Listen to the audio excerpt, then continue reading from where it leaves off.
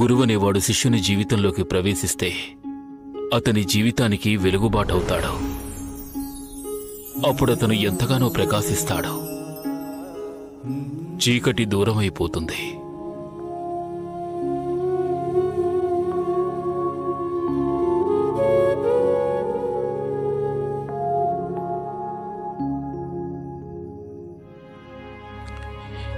కళ్ళు మూసుకుని ఆలోచిస్తే నీకే సమాధానం తెలుస్తుంది.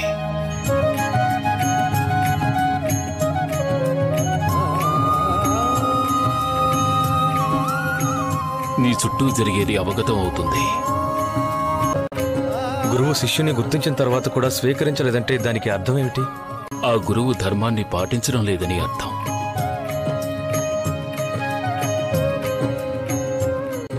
ఒక గురువు ధర్మం ఏమిటి? శిష్యులలో జ్ఞానమనే బీజాన్ని మొలకెత్తించాలి. విద్యావంతుల్ని చెయ్యాలి. వారిని రక్షించాలి. వారికి సన్మార్గాన్ని సూచించాలి.